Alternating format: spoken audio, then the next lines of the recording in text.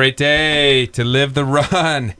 In studio, host Rex Stevens along the one and only decathlete, Paul Tarek. Nice to see you. It's nice to be back. It's been a good hiatus, but I figure it's time to get back, heckle you a little bit, and receive the heckling as well. Are we going to get a streak going here of you making a few appearances in a row, or it seems like it's been a little tough lately? In, out, in, out.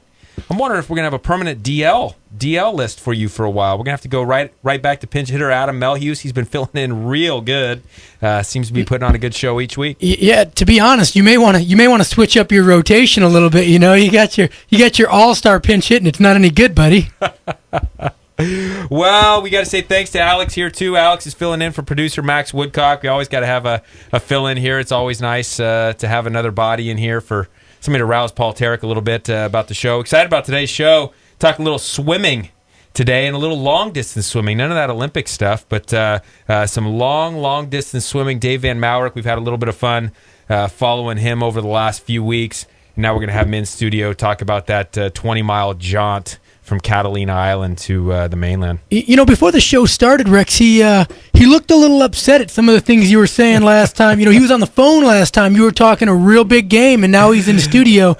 I think he's bigger than you thought he was. Yeah, the look on your face tells me that. Way bigger than I thought he was, and that kind of gets to the point. I had brought a T-shirt from Left Coast T-shirt, sponsor here of Living the Run. One we wanted to donate over there to Dave, but the extra small I brought, that's not going to fit this guy. A little bigger than we thought. Fit his left arm.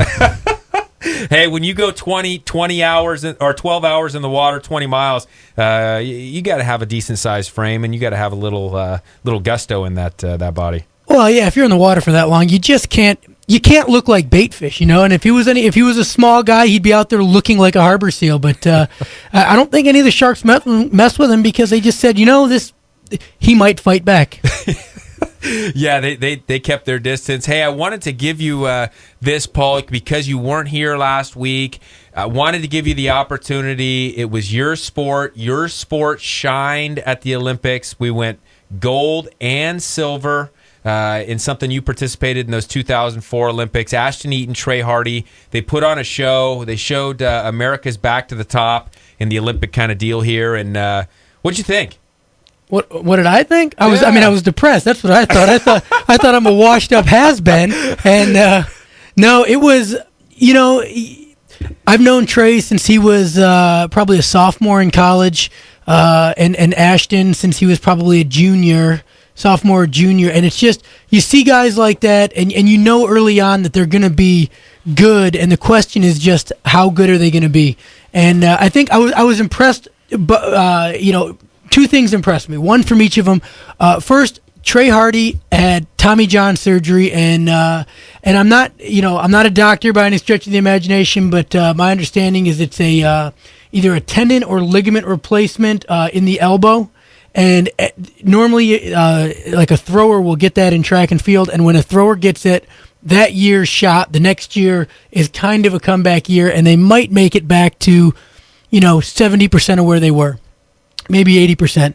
And Trey came back and had great throws. I mean, his javelin wasn't what he wanted it to be, but still, I think he threw 200 or 210 or something in the javelin this year after having Tommy John surgery 9 months ago. So that's, it just talks a lot about the time he put in rehabbing. And then Ashton, what do you say? The guy's got his gold medal track meet wasn't quite as impressive as his Olympic trials meet. And I just talked to Harry the other day, and he is incredibly tired, and he is looking forward to his time off. And the one thing we talked about was, Ashton did this with not even like a solid meet. I would describe the meet performance-wise, I would describe that as mediocre. Some events, if I had a meet, like that, it would be incredible. But for Ashton to have the marks that he had was just, okay. And that just tells you what kind of athlete he is, to win the gold medal and I think he's got the second or third highest score in Olympic history at the games.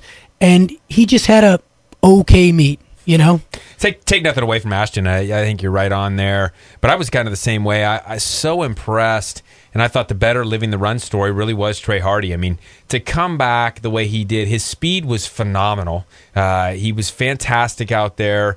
He got a good throw in, rested the arm, I believe, on the javelin. I think he got a good throw right away.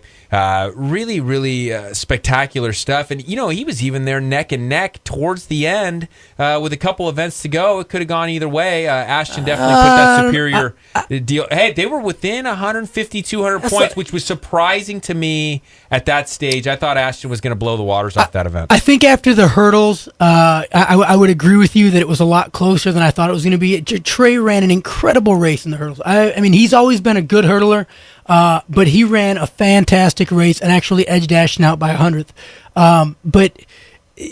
And Trey's a great discus thrower, but that's, again, he had that surgery, and you knew he wasn't going to throw a PR.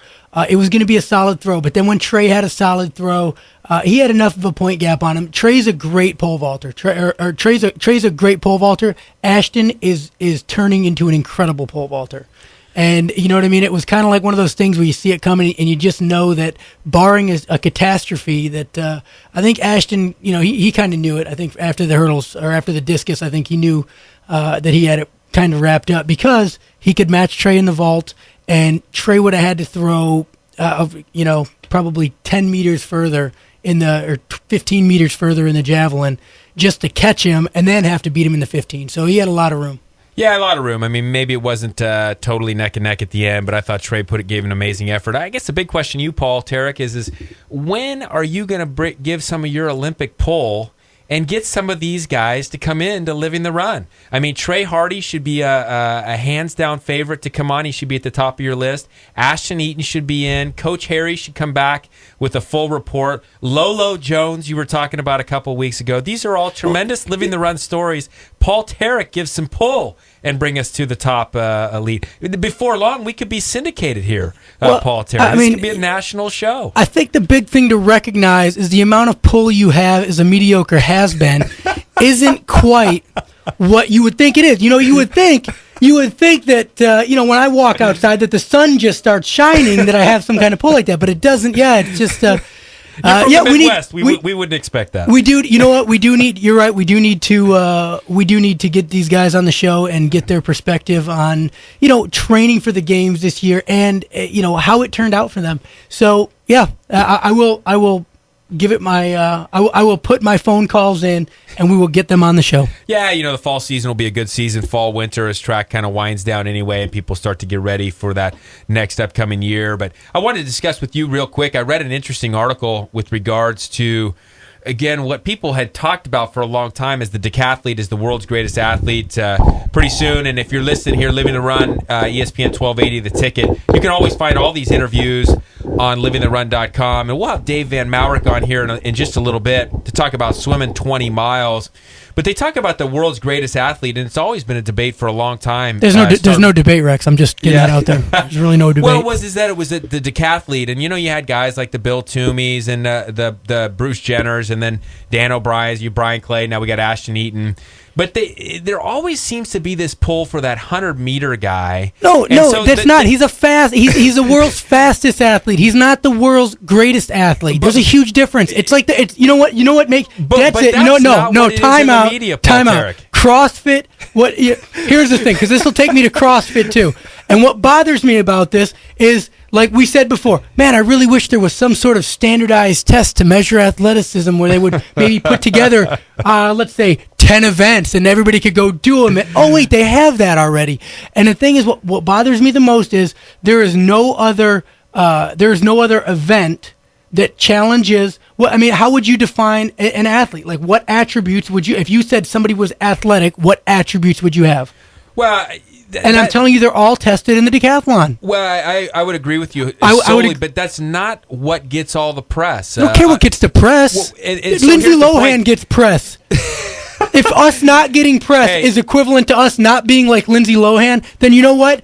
sweet. I'm not asking you to Freaking try to get sweet. Lindsay Lohan for this show. She doesn't fit the Living the Run profile at all. But She doesn't fit many profiles. Usain Bolt was asked about it. I thought it was very interesting. You know, his answer was, who's the world's greatest athlete? Is it him winning the 100, the 200, and being part of that relay?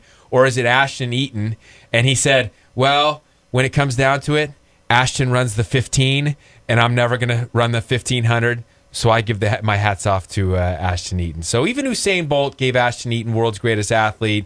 But why is it? After Usain Bolt went and claimed world's greatest athlete, then he realized, oh, wait a second, I'm not in that event. Yeah, what's the deal though, Paul? Why has that kind of dropped off? And should we see that rise to the top here, where people really get to see what it takes mentally, physically, endurance-wise, coordination, all the upper body skills, lower body skills? What's it going to take? Did it take Ashton and Trey setting the bar again to start to make that notice so that 2016 Brazil comes along? Or even maybe before, you got high school athletes that will want to aspire to do this, college athletes that are going to start to want to participate and look to do these events? Unfortunately, I would say no. None of those things are going to do it. I would love to tell you, yes, I think this is going to do it. I mean, this will open some more people's eyes to the sport. But what it really boils down to is the U.S. attention span is 9.4 seconds. You don't break the world record, we're changing the channel. The decathlon's like a chess match. It really is. It goes back and forth. It's all about points in this event or points in that event. A little strategy in the high jump or the pole vault, trying to save attempts. And the American, and I'm not saying it. Well, maybe I am saying it that way. The American mentality isn't let's pay attention. It's show me, entertain me. Okay, I'm done with it. And that's really how it works. So look at all of our sporting events. You can't just go to a sporting event and watch a sporting event. They have to have some like firework or some spectacle or some cheerleaders for you to watch in order to keep you entertained, because we don't have the attention span that and it sounds sad, but we don't have the attention span that other countries do. They can sit and watch the whole decathlon as a collective group and be engaged in it. Here it's like, man, I saw the 100, I'm bored. Mom, can I get a soda? It doesn't make any sense. Yeah, sheer athleticism just doesn't seem to hold the pole anymore, to just go out and be able to say, I want to watch a good game or a good athlete do their thing. Go ahead. Well, I was say a lot of it too goes to, it was great when Bill Toomey and Jenner and those guys were around, because people had track and field they had it in elementary school, they had it in middle school, they had it in high school. That's why the decathlon is still big over in Europe, because they're introduced to this during classes. They understand how difficult it is to long jump 24 feet. They understand how difficult it is to high jump 6'8". It's like you tell some guy in the street, like, yeah, high jump 6'8". He's like, oh, it's great. I had a buddy in high school that high jumped 6 something, and that's the end of the conversation. They're not that they're not that. It's not like, oh, okay, well, that's incredible. You can jump that high, you can run that fast, you can throw that far, and you can do all these things. That's impressive. The test of an athlete. People just don't realize, they're not familiar with the sport. Forget 24 feet, Paul. I was speaking from experience. 26, yeah. 27 feet at the trials, right? I think you went 26 27 something. feet. It's just absolutely fantastic stuff. What's going on there? Some events coming up as always. Don't forget City to the Sea if you haven't been involved in that. That's always a fun running event here. And again, you can sign up already for a slow marathon for next year. That was a huge hit this last year. I'm interested in talking to Dave about how do you get into swimming this long, those long swims that it just absolutely sounds so long and tough to want to be out there for 12 hours. I like the idea of throwing the shot put a little bit or running down that long jump, getting a little rest in between. I think I'd choose the decathlon over the long swims. Yeah, I think most of the people that get involved in the 12-hour swim, it usually begins with a shipwreck of some sort of boat malfunction. Yeah, exactly. What was that great book, Unbroken, I think, about World War II, getting stuck out there in a raft out in the Pacific. Motor's bad, welds are breaking, something like iceberg dead ahead, who knows? But that's how you end up on one of them 12-hour swims. Well, we're jazzed. We got Dave in studio. We're going to bring him in next. Talk again, 12-mile swim. Or 20-mile swim, 12 hours in the water and change. We'll talk to him after the break. You're listening to Living the Run on ESPN Radio 1280 The Ticket.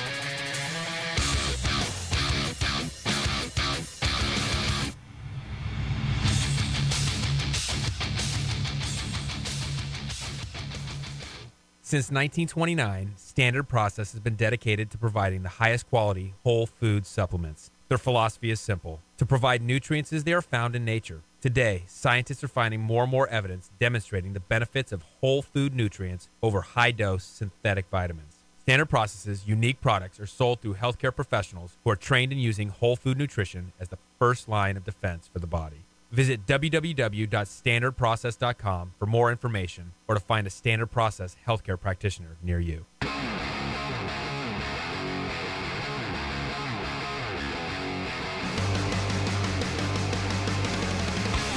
We're back with Living the Run.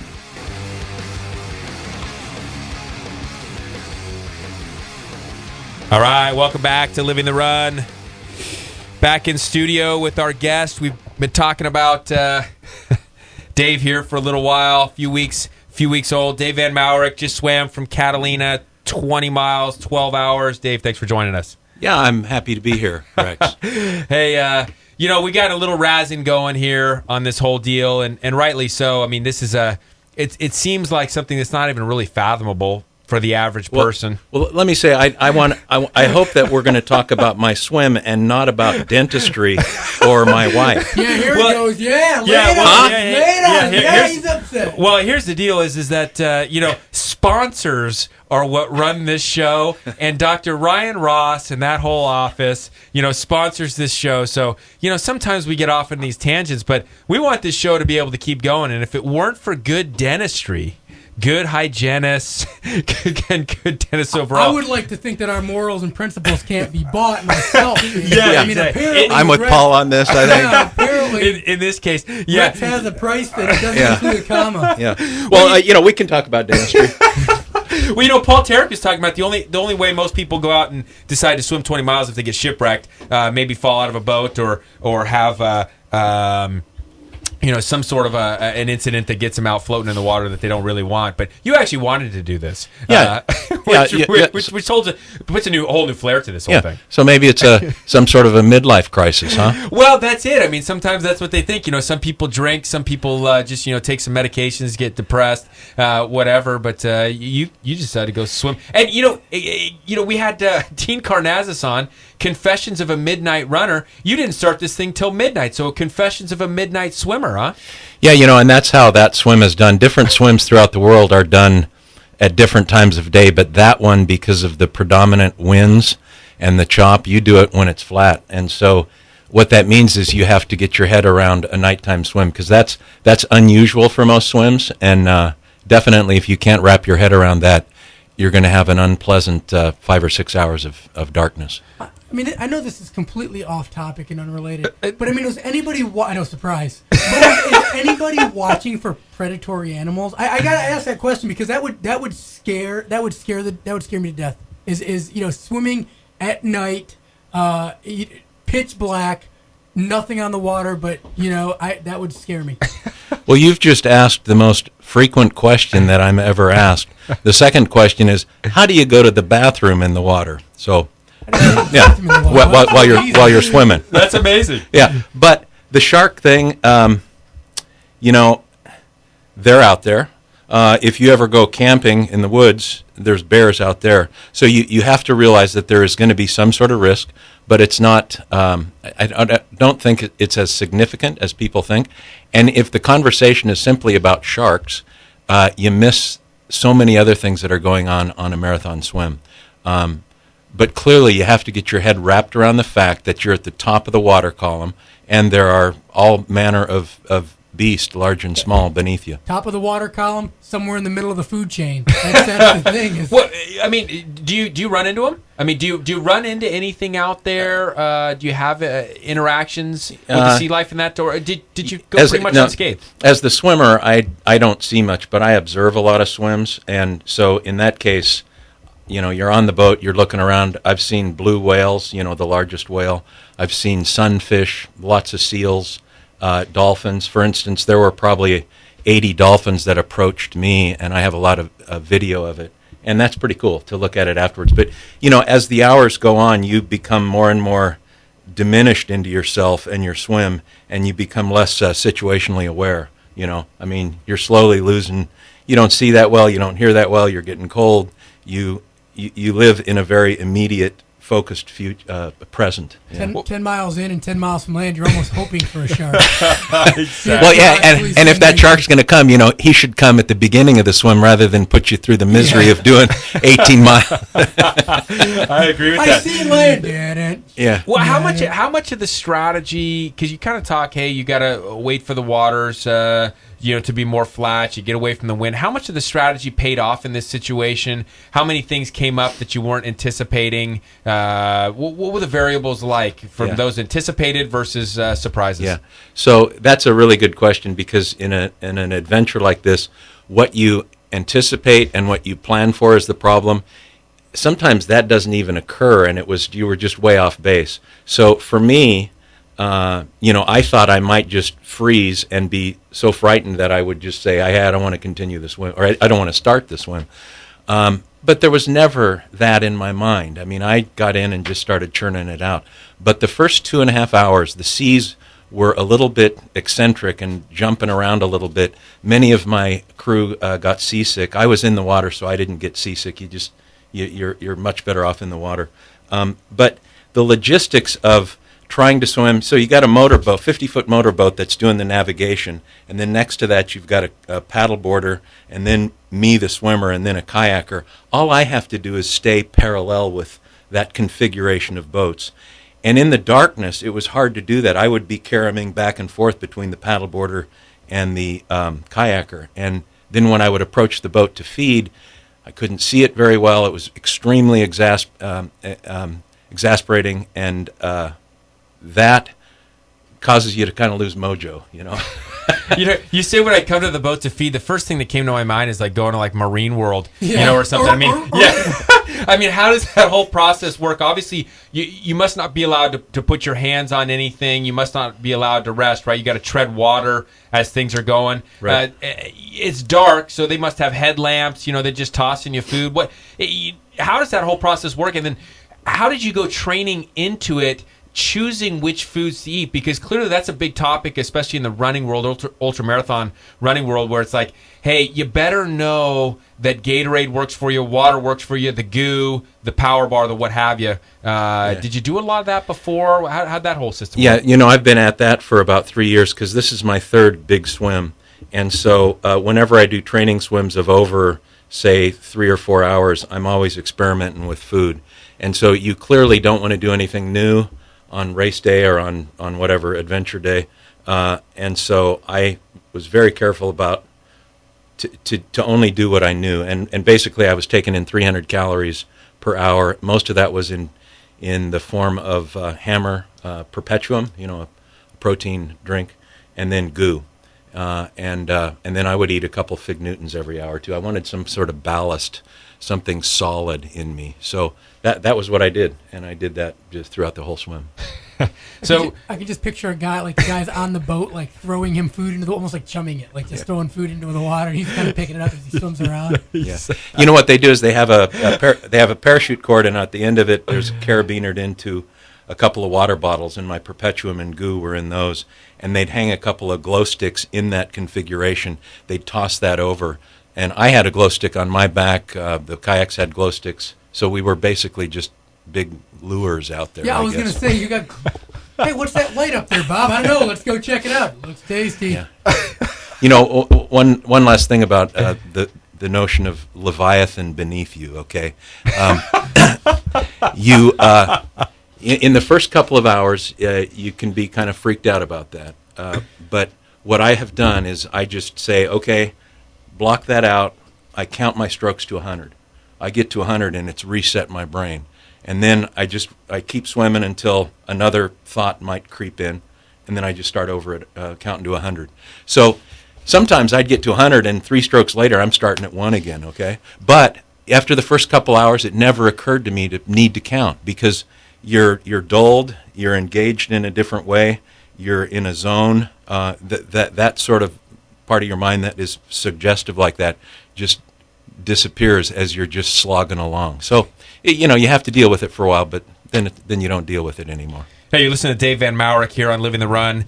You can find the whole interview on livingtherun.com if you've missed any of it. You can also follow us on Facebook. here, ESPN 1280, The Ticket. Dave, it's something interesting. You talked about these strategies that they're putting together with this ultra swimming, of which I'm extremely ignorant to. When they were coming up with the strategies, obviously sometimes things go wrong. I mean, have you heard about tough stories? I know it's a big story in the news right now about the woman trying to swim from Cuba. I guess she's done it 2 or 3 times. Where do these things fail when they do fail? What seems to be the most kind of common mistake made by folks trying to take on an ultra swimming event? Yeah, well, something like what you're referring to, Cuba to Florida, it's the Gulf Stream. I mean, you probably can't overcome it, So as you're trying to vector across the Gulf Stream and the currents slide you laterally, you're watching yourself miss your goal. In the meantime, you're getting whacked by, they have serious jellyfish out there. We just have little friendly ones out here, but they have the box jellyfish. And so that's what that swim was all about. But on the many swims I've observed, I would say seasickness, hypothermia, and then just losing heart. I mean, after 3 or 4 hours, you can see the interest go out of people if they've been seasick and stuff. So you have to keep your head wrapped around the task at hand. Are these generally individual events? I mean, is it generally the way you did it, where it was just you trying to accomplish this task with a crew, or are there actually races? Is there actually groups going together? Yeah. Well, I could sort of say what is marathon swimming because it's just all kinds of things. But what we know from the Olympics is in 2008 they started something called the 10K marathon swim. So that's what people think of when they think of marathon swim. That's a team event with an individual winner, a lot of team strategy. But when I speak about marathon swimming or ultra swimming or whatever the terminology is, it is typically a greater than 10 miles, open water, natural venue, solo event, nonstop, typically going from island to island, around an island, island to mainland, something like that. And there are all kinds of excellent venues for that throughout the world. And these days, the swimming world is exploding with exploring new straits and islands. What's the longest swim we know about to this day? Well, it would be what Diana Nyad and Penny Palfrey tried to do. But when I think of the longest swim, I think it's got to be a traditional swim that is no insulation or propulsion devices, or it doesn't count. And that would be, I believe, a 73-mile swim. 73 miles. Yeah. Wow. Yeah. From where to where? It was in the Caribbean, and I can't recall, but it was Penny Palfrey who also attempted that Cuba to Florida swim. Was it with the current? Because I know that makes, like you said, that makes a huge difference whether you're trying to cross natural current or you're swimming with it. And she was not encountering the Gulf Stream like this swim Cuba to Florida does, for sure. Yeah. Talk to us about how you got into that. It's an interesting deal. Paul Tarek, Olympic decathlete. Decathlon has always been a sport that people don't grow up doing. It's not something you start when you're 8, even high school, and even in college. Paul was a pole vaulter, primarily. To start, and the same thing's got to go here with the swimming. No one starts swimming these long distances at a young age. You don't compete in high school doing it. It's not a college sport. When do you get into this, and what drew you into it? Yeah, it's true, and I didn't really start swimming in earnest until I was 23. Up until then it was never on a swim team or anything. But I discovered it when I was 23, just went out into the ocean with a couple of friends and never turned back again. And I've been on masters teams. The USMS has a national organization, so I've been on various teams wherever I've lived. And they provide coached workouts, and then there are all kinds of meets that they promote and organize. And I quickly moved to the 500, the 1,000, the 1,500, the 1,650, the longer stuff. And then within a year, I was looking at the ocean, and I did my first 1 mile swim. So it just clicked with me, and it's still clicking, And over the years, I've just been getting more and more passionate about it, and there's more to be done out there, I think. So what's your longest swim? It was Tahoe. Tahoe was about 1.5 miles longer than this swim. Tahoe. Harder or easier? There's a whole discussion about that, but I would say physically, because of the specific conditions on that day and the fact that it's elevation and a variety of things, it took more of a bite out of me than the ocean did. But from a more of a psychological or a mental stressful perspective, when you're in the ocean, you are not in a little duck pond like Lake Tahoe. You are in a body of water that stretches around the planet, and we may have a name for it, the Pacific Ocean or the San Pedro Channel or whatever, but you're in this massive element. So it's a different kind of swim. Hey, let's talk more about that. Can you hang with us, Dave, for Yeah, one more segment? sure. More with Dave Van Maurik. We'll talk training programs, maybe a little spiritual nature of what's going on there, and what we can see more from the future from you in moments here on Living the Run. You're listening to Living the Run on ESPN Radio 1280 The Ticket.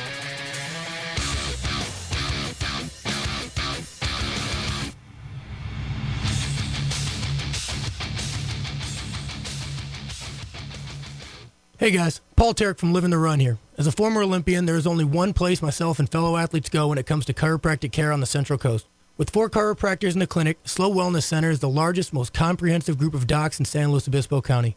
I began seeing Dr. Rex Stevens back in 2005 for spinal adjustments to help maximize my performance, minimize my injury, and allow me to compete at my best. When the difference between a win and a loss can be just a fraction of an inch, perfect alignment in all joints is essential. One of the great things about the team at Slow Wellness is no matter where I had an issue, whether it was my spine, my foot, knee, wrist, or shoulder, they were always able to help. This team, made up of Dr. Rex and Molly Stevens, Dr. Sachs, and Dr. Bandolo, is sure to help you reach your health and fitness goals too. If it's chiropractic care you need, go where I go, Slow Wellness Center. Check them out at slowwellness.com or call 543-8688.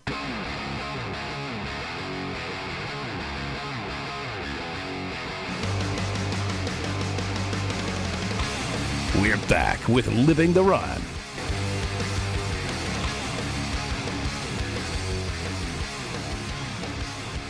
Quick commercial break there. Things are switched up. Who knows what Max Woodcock did before he left? I think he was playing a little prank on us there, Paul Tarek. He wants more Living the Run more of the time. That's Yeah, gosh darn it. We're going to have to get after Max. I keep telling Max we need more time on this show. We need to he get... gave it to you. And now you're complaining about it. Now he comes right back. He throws us off. We're having a lot of fun in the break. Hey, before we get too far, there's one question I did want to ask, a serious question. When you're doing this swim, you finished at what time? Finished about 20 after 12, around noon. So sun comes up, or 7 o'clock, we'll say in the morning. How far away is land? I mean, you can see it obviously, but is it Well, not obvious, right? I mean, was there fog? There was fog. I didn't see land until the last half mile. Oh, okay. Yeah. Apparently not, obviously. But you should be able to see it, but it's foggy. Right. So that brings about a whole other issue of, like you said, you really have to trust you have to trust the team you have, because you're out there paddling around and it's just nothing but fog around you. Absolutely. And you get a motor, like the boat that I use, the Outrider, a 50-foot boat, has escorted over 100 swimmers. So they know what they're doing. I didn't have to think a bit about navigation. And really, you're not situationally aware as a swimmer over time. You're not paying attention to dolphins or navigation or the Point San Vicente Lighthouse or anything else. You're just doing your little job, and you've put in motion all the support people that are taking care of every logistic. But when you did see the lighthouse and you finally see land, how much of it was form break? Like you're talking about form, counting your strokes, staying where you want to be, really focused on what you're doing. When you see land, you got to break away from that.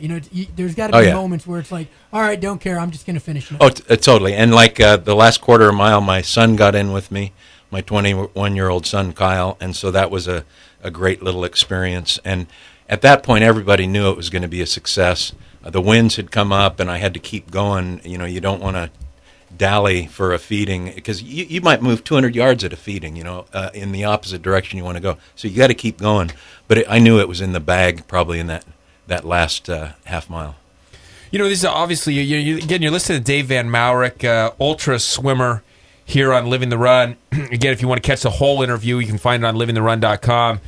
David, it's obviously we kind of joked about a midlife crisis, or is it to keep from being an addict? But it's a spiritual experience for you out there. I thought it very interesting. You had written on a picture that I saw, crawling out, you said, if I could relive this for a minute each day, the satisfaction and the joy of having completed the channel, crossing in the forefront of my mind, I'd choose it every day. Tell us about, what really does go through your head spiritually before, during, and then maybe after to keep you motivated to keep doing this stuff. Yeah, well, that's a tall question. Let me see here. I've referred to it, and I want to do some writing about it as a night sea journey. And it does have elements of, you're inhabiting the seam of the heavens and the water, and you're propelling yourself at the top of a black chasm of water that's, there it's probably up to 3,000 feet deep when you cross the channel. So you're in a very vulnerable and sort of unnatural place that you have to wrap your head around. And there's something about the beauty and the terror of that is exciting and gives me juice, So I trained for 8 months to do that, and in effect, I've trained for 3 years because my previous swims were stepping stones to that. So it's a culmination of a desire to do something like this. We'll talk about that training. Mike Wozniak from the show before was just asking you out there. He says, how do you train for this? I mean, he was a basketball player. Paul was a track athlete. We kind of understand, the 1, the 2, the 3 hour practice type of deal. How do you train for a 20-mile swim? Yeah, it's the formula is pretty easy, and I've talked with a lot of people, and I know this formula works. But for me, I swim about 70 miles a month in training. A lot of that's in the pool. And then 10 weeks before the swim, I have to swim the distance of the swim on a weekly basis. So that swim is 33,000 meters. So one way or another, every week for 10 weeks, I have to swim 33,000 meters. So that's, 21 miles in a week. So I could do it all in one day. Never done that. I could do it, over 2 days or over 3 days or over 4 days. But you nail the distance. So every week you can go, hey, this week I swam the distance of the San Pedro crossing. And sometimes I do it in 3 days. So I'd say in 3 days I swam the distance. Or once in 2 days I swam the distance. So you do that, and the longest swim I ever did in training was about 70% of the total distance. And then, you commit to being in the pool for 9 hours or so. A full day over at Kennedy. Hey, how's it going, guys? We'll see you. I was thinking there's got to be another way, and the way to train for it is you buy a cheap boat off Craigslist, and you motor it out until it runs out of gas, and then you get back. I mean, not exactly, your methodology and scientific, but it could work. I'm going to write that down and put it in the suggestion box. I'm looking here. Dave set a... Here, wait a minute. Here it is in the suggestion box. Oh, there it is. Yeah, got it. Perfect. Dave, you sent these photos. I'm cracking up because you sent these great photos to me of kind of what had gone on. We put it up on livingtherun.com, but the one photo we didn't put up that now has way more meaning, we thought it was just a terribly shot photo and that it was too dark, but the reality was it was you guys with all your glow sticks. Oh, totally, man. It's the picture of the glow sticks that now has much more meaning to us as you were going along there. We got to get that one up now on livingtherun.com because we got your other photos coming out of the water and so forth. Yeah. But, hey, so what's next for Dave Van Maurik? When you talked about 8 months preparing for this last one, what was the recovery like? Recovery not only physically, but what's the recovery mentally to be able to start to look to that next venue and tackle that next thing? So what I've done for the last, now this is the third year, is, I do a big swim, and then I can't just stop because my big swim 3 years ago was in August, Anacapa Island to Oxnard.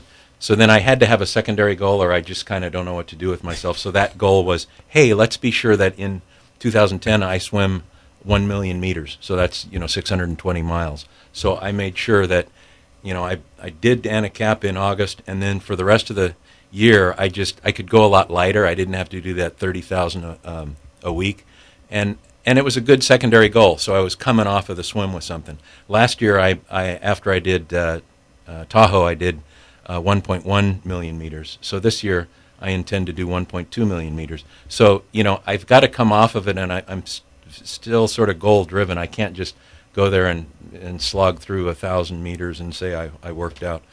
So there's that. But I do believe that there's a couple other big swims in me. I'm not sure what they are, but there's so many swims out there, and I think I want to go back and forth from the ocean to the freshwater, because they're completely different kinds of swims.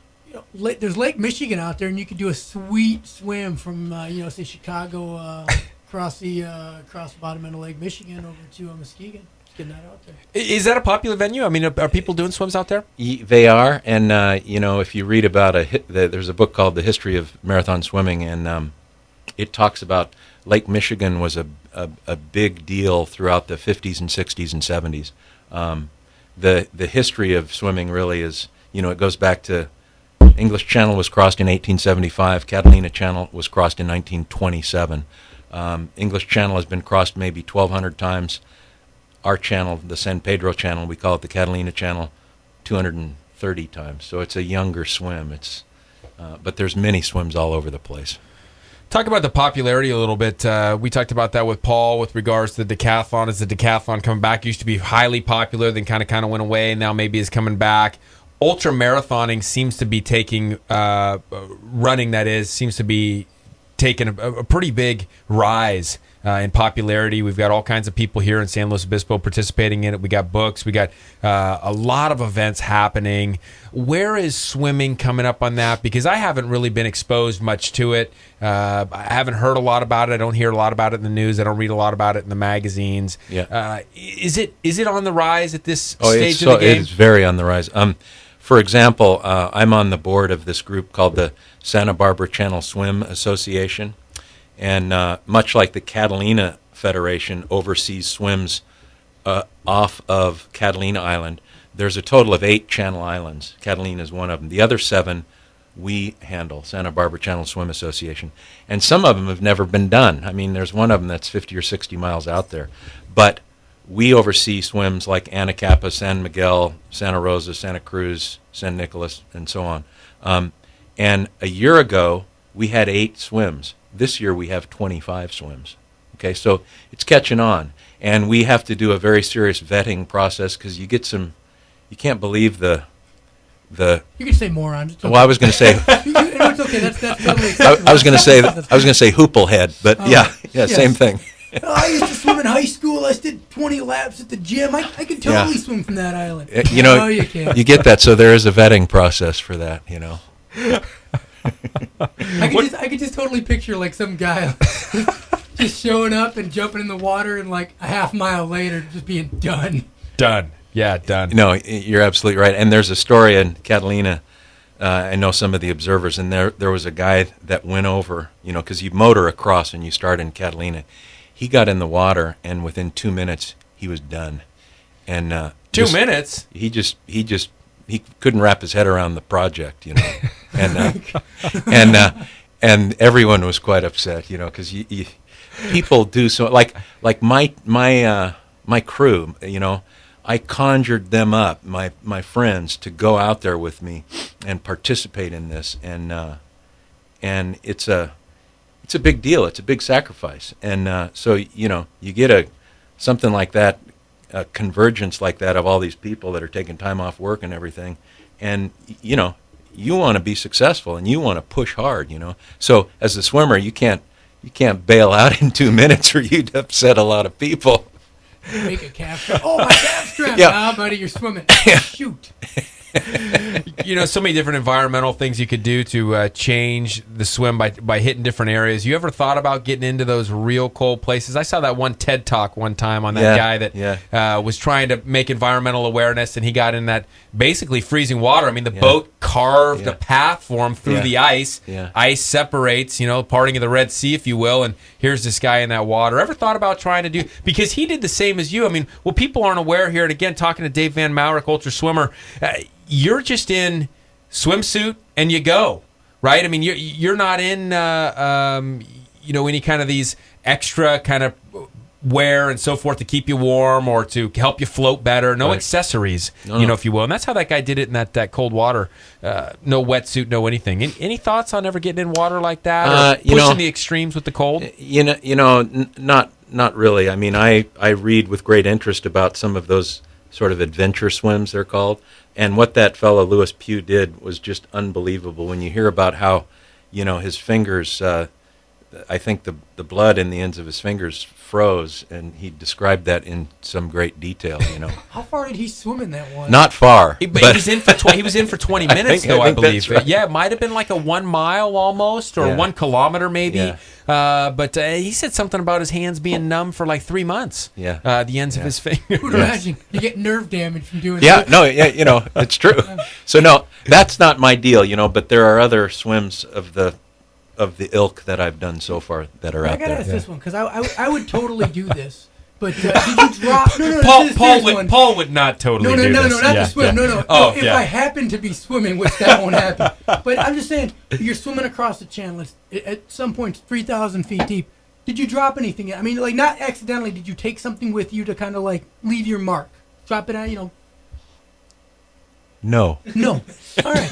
However, the observer on the swim, he said, "Now, Dave, when you get to shore, to Catalina, this is before the swim, a lot of people snag a piece of seaweed or a rock or something as a memento." So I'm like, okay, gonna do that. And then you pass it off to your kayaker. I got to shore at the start of the swim, and I was in such a state, I think, of mild shock that I completely forgot about grabbing a memento like that.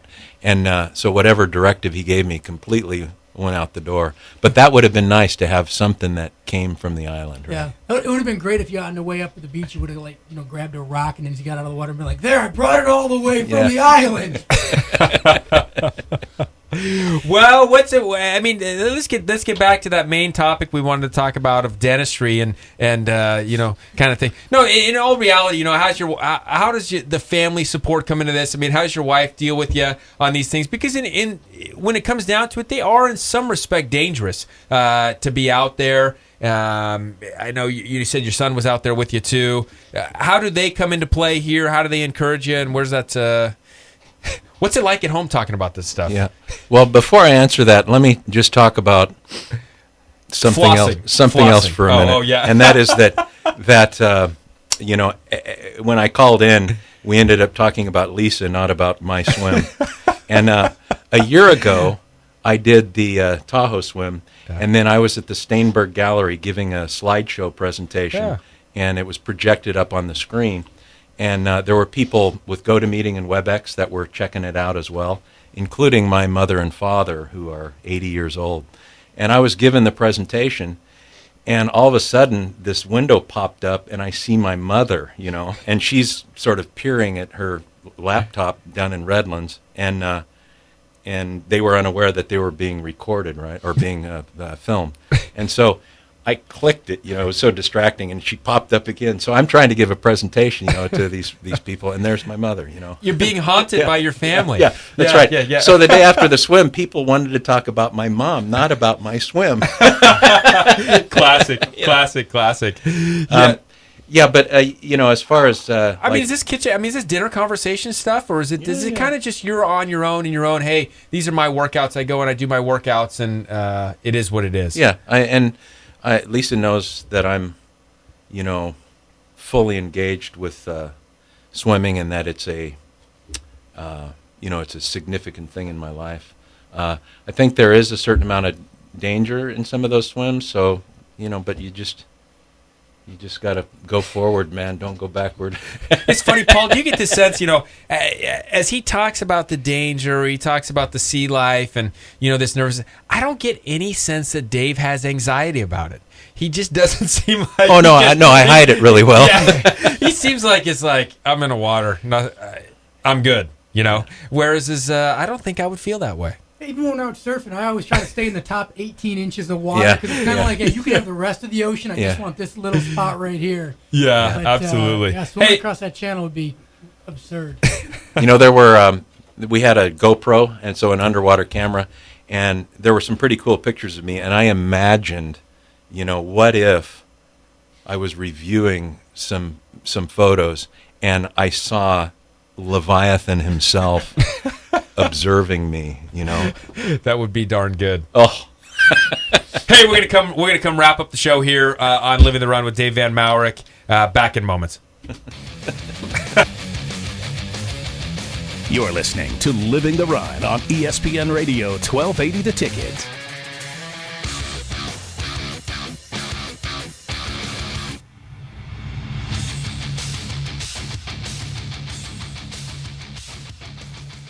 My name is Chris Randolph, and as a local track and field Olympic hopeful, I've been seeing Brian Quigley at Slow Wellness Center to help me with injury recovery during my season.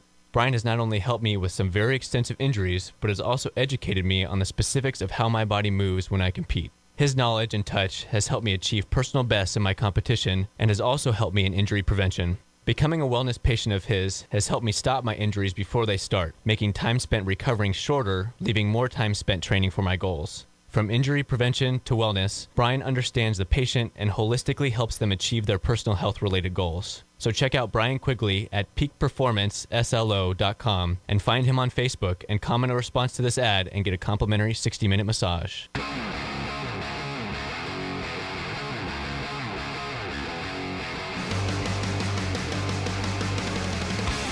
We're back with Living the Run. Rounding out the show here on Living the Run, Max Woodcock, producer not in studio, Alex filling in, and we're still trying to figure out the board that Max left for us. I think it was a tough joke, but actually it was good stuff. We got more time with Dave on the show, ultra swimmer Dave Van Maurik. Dave, we always do something here towards the end of the show. Paul Tarek and I, we do something called Tips and Takeaways, something to leave the listeners with, something that they may be able to grab from you, whether it's something to get them going, get them motivated, whether it's swimming, whether it's running, something to get out there and get fit, doing something positive for themselves, physically active. You got anything for us, anything for the listeners that maybe they could step up tomorrow and be encouraged by? Yeah, totally. That was an unanticipated question, but I'll tell you, I have swum since I was 23, and I gravitated towards longer distances, and I rubbed shoulders with people that were marathon swimmers, but I never thought I was such a person. And I would get in and do a 3-miler and even a 6-miler and that kind of thing, but it's a far cry from 6 to 20, right? And then one day I just kind of realized that, if such and such a person can do that, well, why can't I? But I didn't come to that until I was 52 years old. I mean, I could have come to it when I was 32, and have so many more things under my belt as far as swimming. But I would say you can think beyond what you think you are in terms of, an event or an undertaking. And if you can break through the idea of, well, that's just not me, I don't do that, it's out there for you. And that's really what has happened the last 3 years for me, because I feel like I can call myself a marathon swimmer, I think you can safely call yourself a marathon swimmer too. Brilliant stuff. Paul. I'm gonna go off what he said earlier. When you're involved in something, maybe you get distracted, maybe the terror sets in, maybe you get frustrated, you lose focus. Finding a way to get yourself refocused again is key to succeeding at anything, whether it's an athletic goal or just a fitness goal or just life goals. Finding a way once you lose track a little bit to get refocused is a great talent to have.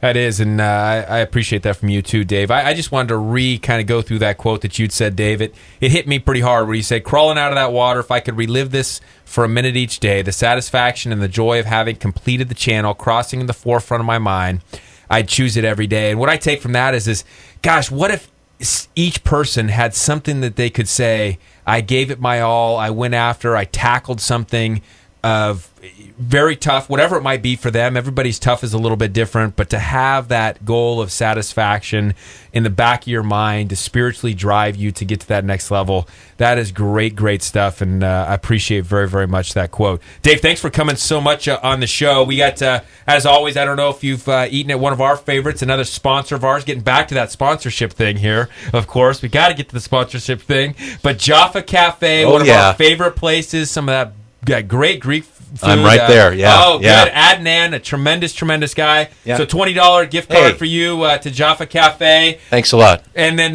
there it is. Here's that extra small we were talking about for you. Living the Run T-shirt there.